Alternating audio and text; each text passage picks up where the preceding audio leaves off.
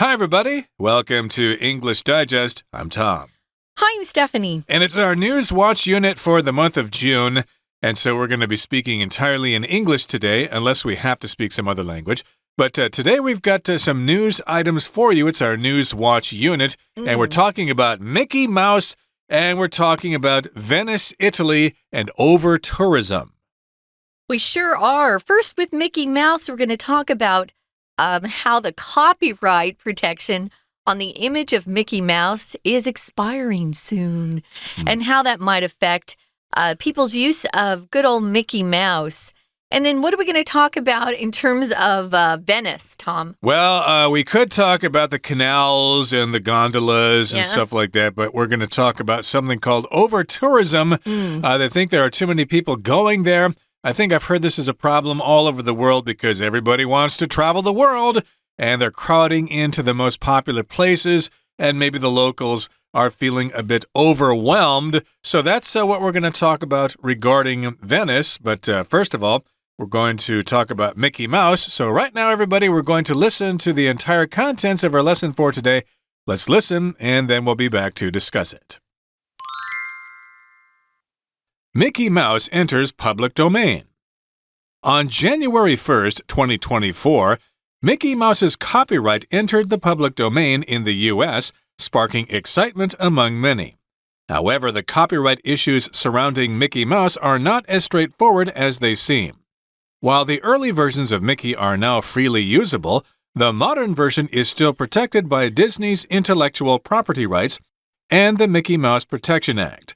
This act extended copyright terms to the life of the author, plus 70 years for individual works and 95 years for works made for corporations. The concept of public domain aims to benefit the public by making works accessible without restrictions or the need for the original creator's permission. Since the enactment of the Copyright Term Extension Act, the U.S. public domain has been frozen for 20 years, posing risks and challenges to creators. The expiration of Mickey Mouse's copyright now brings significant reflection on intellectual property laws and artists' freedom to create, and it's exciting to imagine how various artists will reinvent this iconic character. Venice implements new rules to tackle over-tourism. The government of Venice, Italy, has announced that, starting from June, the use of loudspeakers in tour groups exceeding 25 people will be prohibited in an effort to reduce the effects of over-tourism. In recent years, Venice has experienced an explosive growth in tourism.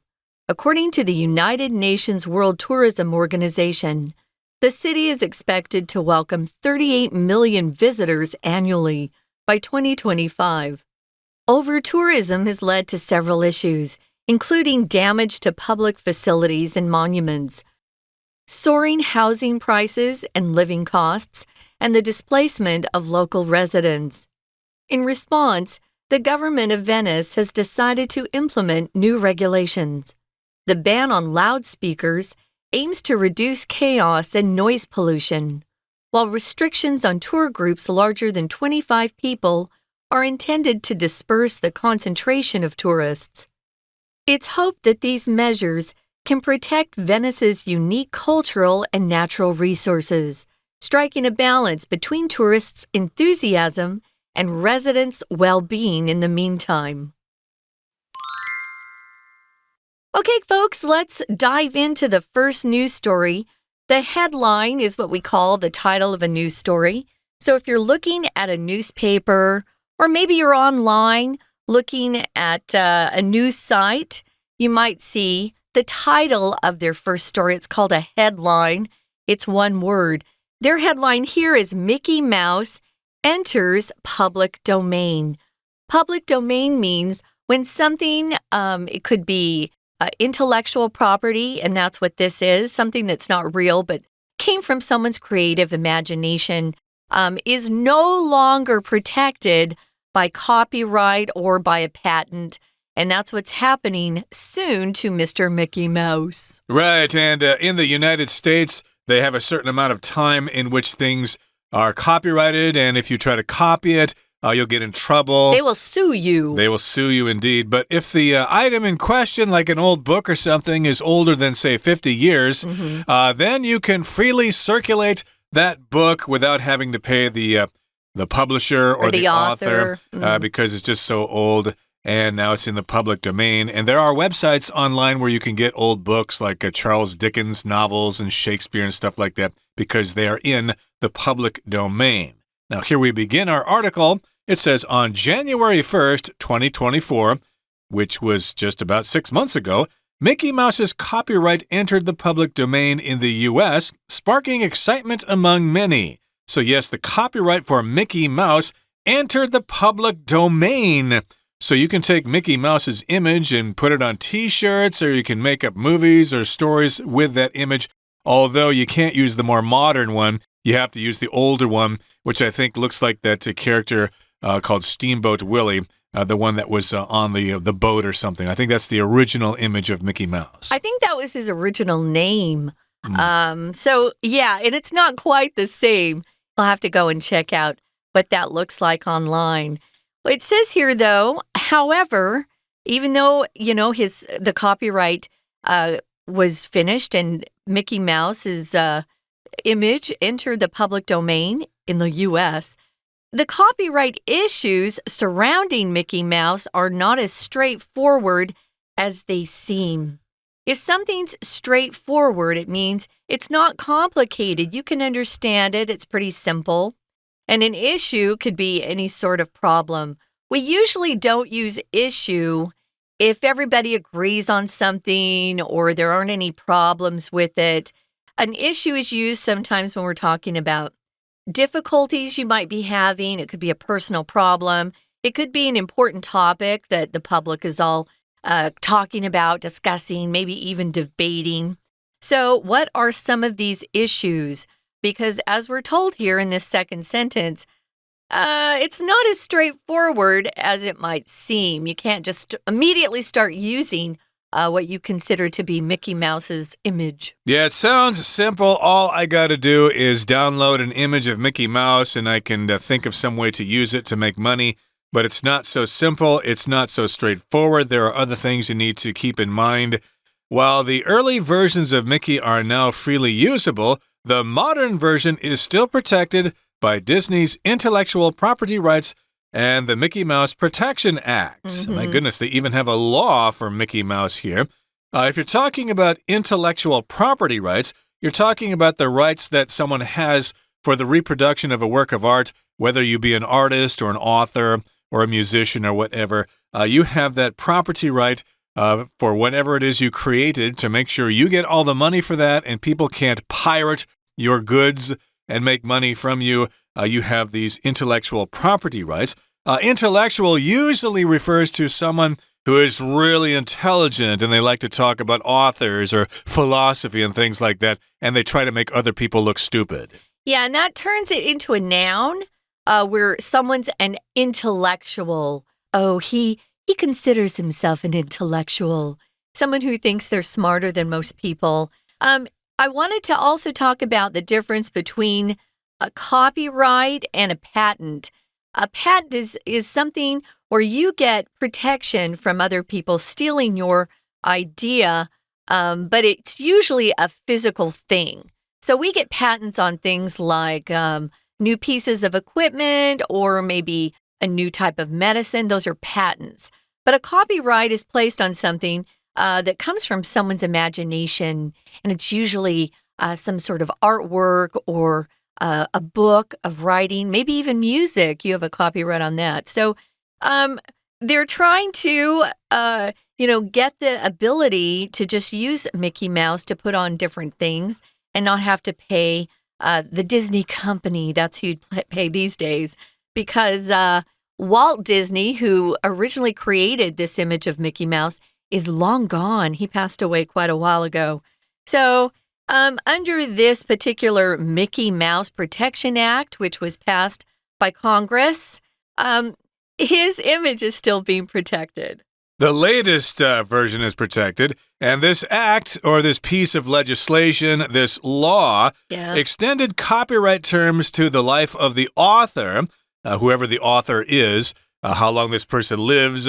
Therefore, this intellectual property right will be this person's, plus 70 years for individual works by people who make these things by themselves, and 95 years for works made for corporations or companies related to the Disney company. Corporation, of course, is a very large company. That's how I understand it. A company is smaller. A corporation is really big, and it might include other sub-companies or subsidiaries and things like that. A corporation is usually very huge.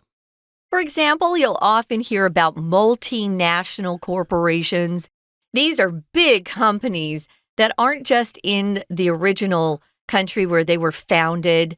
They branched out to other countries around the world, multinational. We've got quite a few multinational companies that got their start in Taiwan. So, yeah, there are different ways to set up a company. A corporation is what people usually set up when they first start, if they have plans to expand. But yeah, this is an interesting extension, which means that copyright on Mickey Mouse is going to continue for quite a few years. You can see the years they've added on to that particular copyright.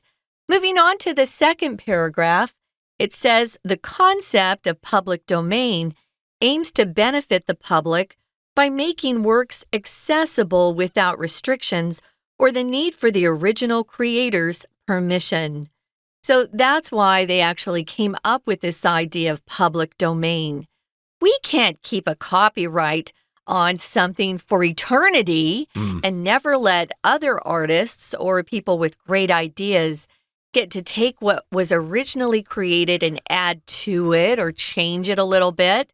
So again, public domain means if something's in the public domain, it means it's no longer protected by copyright or by some sort of patent. And here, of course, we're focusing on copyright because this is intellectual property rights and not something that's actually physical. Right, so the goal of this concept or this idea of public domain is to make those works accessible to the general public. So if you want to read a Mark Twain novel or if you want to read Dickens or whatever, you should be able to find a copy of it for free, and you don't have to pay somebody for it because the people who would benefit from royalties are long dead or they're, descendants of the original author. Yeah, their families could still be getting that money too. Yeah, so at some point, these works of art should be for everybody, and they don't need to have these restrictions. A restriction is a limitation. Indeed, you should be able to go online and find a copy of A Tale of Two Cities if you want to read it, and you shouldn't have to worry about breaking a copyright or having to pay royalties to somebody. You can have restrictions placed on you based on maybe you go to a gym and there are restrictions on who can use particular pieces of equipment or who can attend a particular gym class. If you don't pay a certain fee, there are restrictions on you entering that space. So remember, a restriction is some sort of condition or it could be some sort of measure. It could be legal. There are restrictions for people who can ride their scooters on the street. You have to have a license. You have to wear a helmet. Those are restrictions. They're also laws. So sometimes restrictions can be passed by your government, so they become a law.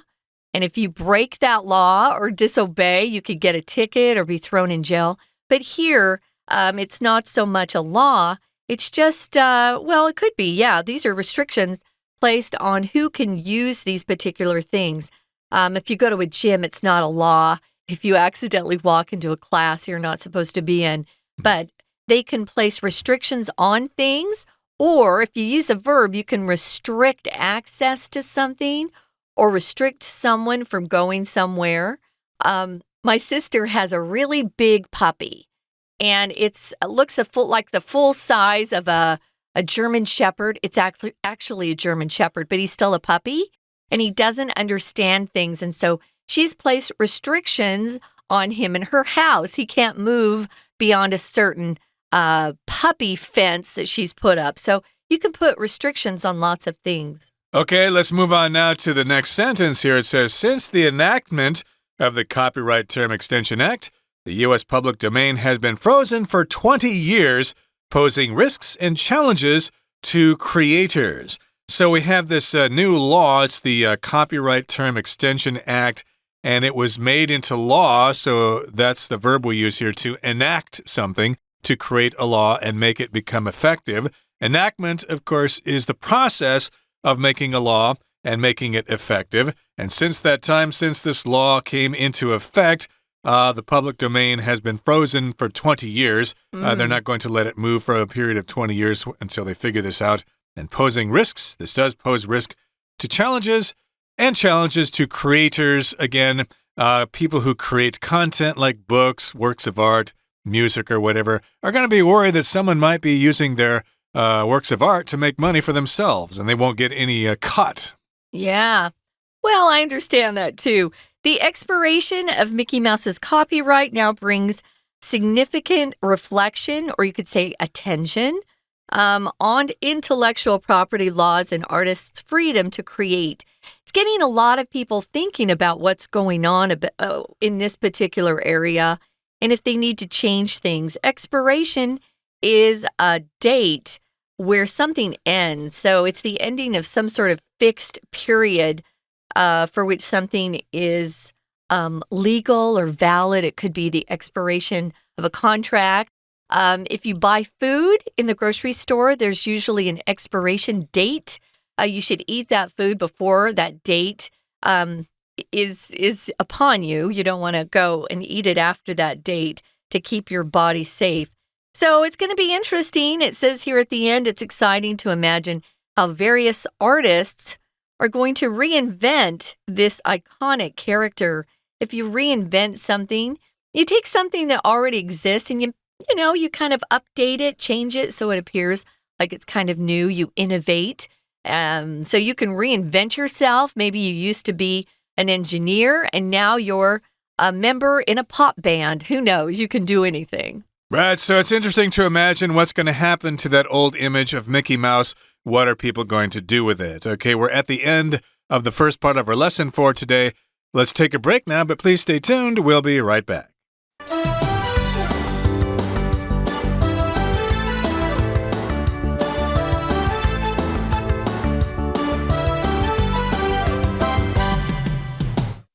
Welcome back, guys. It's our News Watch unit. And this time it's all English. So we're trying to stay in English. There is no Chinese teacher today, and perhaps speak a little bit more clearly, slowly, so you can understand everything. These are two interesting stories. We just finished talking about how Mickey Mouse is getting ready to enter the public domain, but there are some issues around that. So it'll be interesting to see what they work out.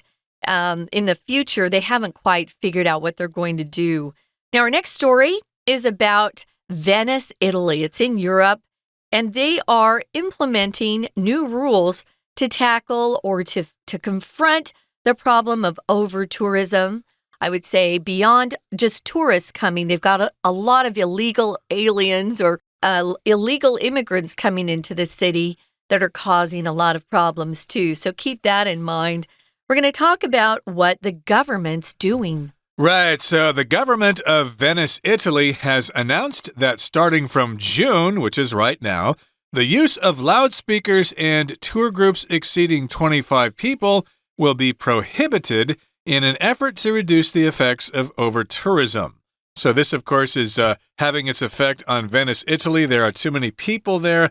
And when these tour groups go there, you've got these tour groups, and of course you've got the leader of the tour group, and they want to make sure everybody can hear what the leader is saying. Oh, here on the left is the old ancient building that Leonardo da Vinci lived in, or whatever. And of course, in order for other people to hear them, they'll have to use a megaphone or maybe loudspeakers, which can be quite noisy. And if you're a resident of Venice and you want to get a little bit of a nap because you worked late last night, you might be woken up by all that darn noise. Well, the buildings are so close together that everything echoes. So you can imagine how noisy it can get. If I were a tour company, I would actually invest in an audio system, give my my clientele, the people who are touring with you, headphones and then talking to them and keep everything quiet. I bet people could hear better, too. I experienced that at the National Palace Museum. It's quite effective. You can hear the tour guide quite clearly that way. Makes a lot of sense. Yeah.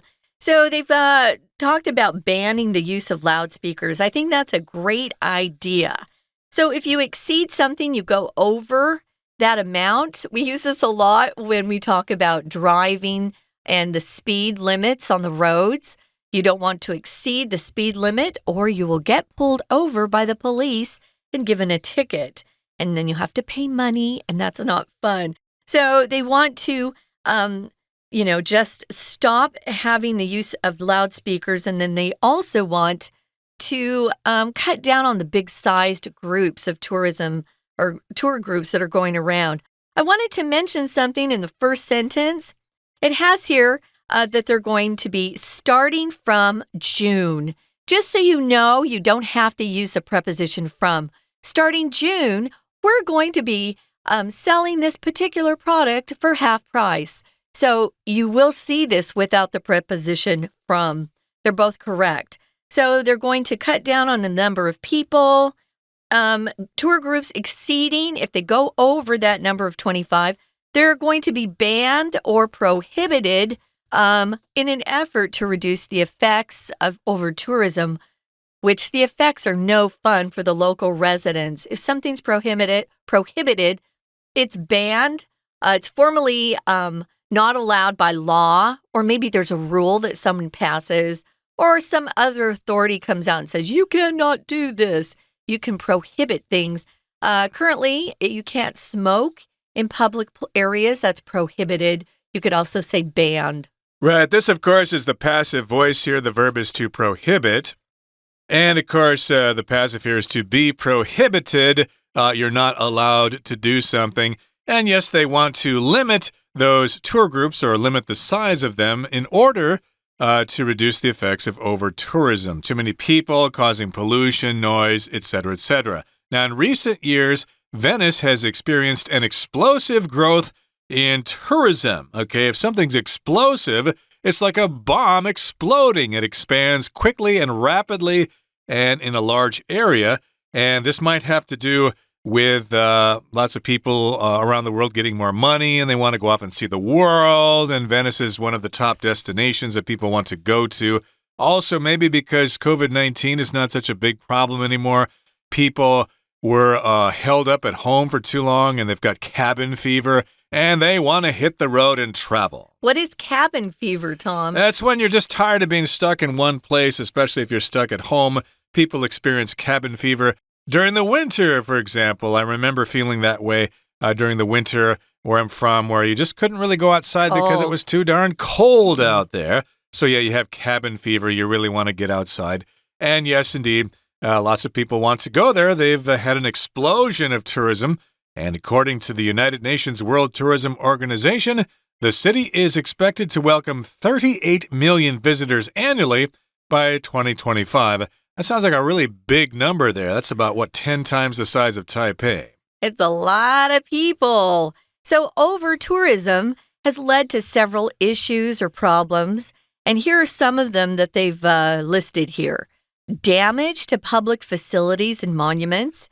You know, some people just aren't very careful when they're tourists and they touch things they're not supposed to. They stand on things they're not supposed to. They write on things with graffiti, which is horrible. Some of these things they have in Europe, at least, are very old and you want to protect them from damage. So, darn it, a lot of tourists just are not very thoughtful people. They also are experiencing soaring housing prices.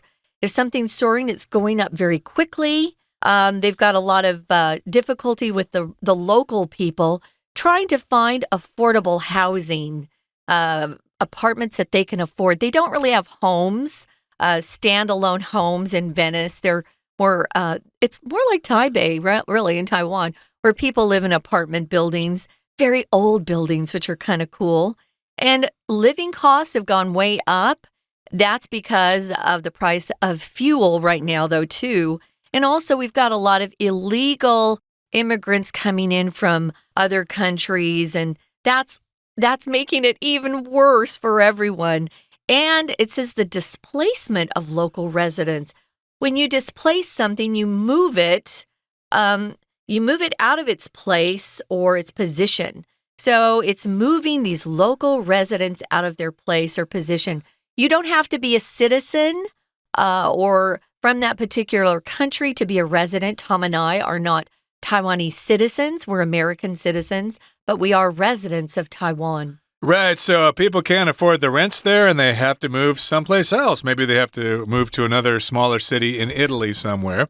And here in the next paragraph it says, in response to this problem, the government of Venice has decided to implement new regulations. Okay, they're going to put some new laws into effect. The ban on loudspeakers aims to reduce chaos and noise pollution, while restrictions on tour groups larger than 25 people are intended to disperse the concentration of tourists. So this is why they are doing these things. They don't want those loudspeakers or those megaphones because they want to reduce the noise and the chaos. Chaos, of course, is a very confused and disorderly situation. Lots of people around, lots of noise. It's not very orderly, so it can feel like you're in a third world country or something like that. We've got noise pollution as well. And then, of course, they want to restrict those large tour groups. And the restrictions are intended to disperse the concentration of those tourists. So here we've got the verb to intend, are intended to disperse the concentration of tourists. So if you intend to do something, that's what you want to do. So the meaning or the intention of these restrictions are to disperse those crowds of tourists. They don't want to have so many people crowding on those bridges. They don't want to have like 500 people all in one place making noise and throwing their candy wrappers on the ground and stuff like that. Yeah, crowds are kind of tough to control. If you disperse something, you take something and you spread it over a wider area, they're trying to disperse the crowds. So they're trying to get fewer people to be in one small place. Again, if you look online at Venice, you can see how the buildings are very close together. And, you can imagine the noise that a lot of people can make there. So it's hoped that these measures can protect Venice's unique cultural and natural resources. Remember, Venice is a city that is on water. So to get around, you have to get into a boat. They call them gondolas. G-O-D-O-L-A, G-O-N-D-O-L-A, yeah. I'm missing Gondola. the N. G-O-N-D-O-L-A. And there's a guy in the back of the gondola that kind of will help you get through to where you need to go. Those are called the canals. And they can be really cool and really beautiful, but not if they're being damaged and destroyed. Exactly. So they're not going to have a problem with me because I really don't have any desire to go to Venice. If I do, it won't be for quite some time. Can I tell you the water there kind of smells bad? I could imagine there with all those people there. Yeah. It probably sounds a little touristy to me. But in any case, I'm sure lots of people still want to go there. Still cool. And yes, indeed, Venice's unique cultural and natural resources, striking a balance between tourist enthusiasm and residents' well-being. In the meantime, of course, that's what they want to protect. Okay, so well-being is just whether you're healthy or not, or whether you actually exist in a positive way. Your well-being, whether you're healthy, you're happy, you got a job that you like, you have friends, you can have decent food. That's your well-being, how well you live.